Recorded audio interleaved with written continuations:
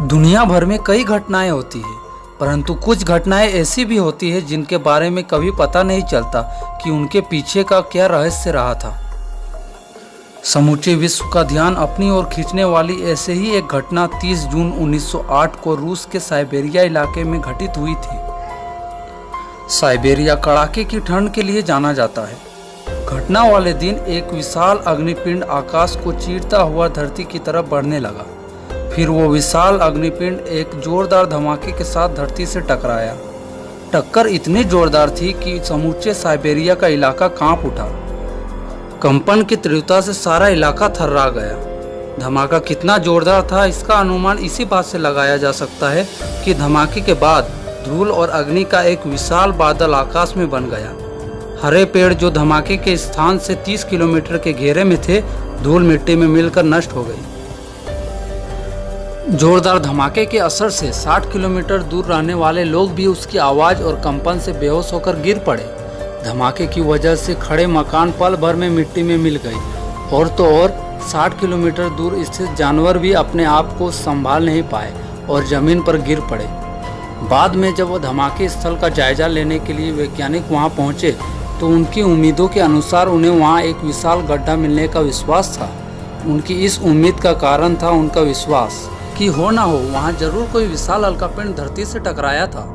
ऐसा होने की दशा में ये स्वाभाविक था कि धमाके स्थल पर एक विशाल गड्ढा हो। लेकिन घटना स्थल पर पहुंचे वैज्ञानिक उस समय आश्चर्यचकित रह गए जब उन्होंने वहां ऐसा कुछ नहीं पाया। आश्चर्य की बात तो ये थी कि घटना स्थल के बीचों बीच कई स्थानों पर जंगल सुरक्षित था और वहां अब भी पेड़ खड़े थे। धमाके से नष्ट हुए शेष इलाके की अपेक्षा वहां कम नुकसान हुआ था।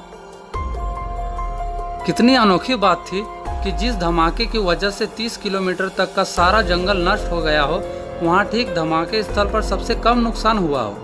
एक बात तो साफ थी कि धमाके का कारण चाहे जो रहा हो, परंतु वो अल्कापिंड की वजह से तो कतई नहीं था। घटना स्थल का अध्ययन करने पर पता चला कि धमाका धरती से टकरा कर नहीं हुआ, अपितु वो पृथ्वी की सतह से काफी ऊपर हवा में हुआ था।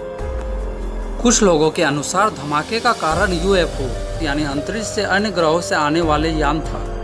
एक ऐसी उड़न तस्तरी जो शायद आणविक शक्ति से संचालित थे और किसी कारण से उसमें विस्फोट हो गया हो। कई लोग जो यूएफओ से संबंधित अध्ययन में लगे हुए हैं इस तथ्य को ही वास्तविक मानते हैं। उनके इस तथ्य को कई वैज्ञानिकों ने भी बिना किसी हुज्जत के मान लिया। हालांकि आज कई वैज्ञानिक इस बात को मानने से इनकार करते हैं, परंतु वे भी धमाके के कारण का कोई भी स्पष्टीकरण नहीं दे पाए।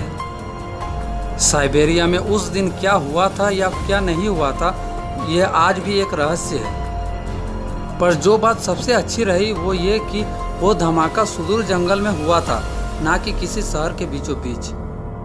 वीडियो को अंत तक देखने के लिए धन्यवाद। अगर आप लोगों को ये वीडियो पसंद आया तो इस वीडियो को लाइक करें और साथ ही मेरे चैनल को सब्सक्राइब करें और बेल आइकन दबा दें। और आप इस वीडियो को जितना हो सके शेयर करें।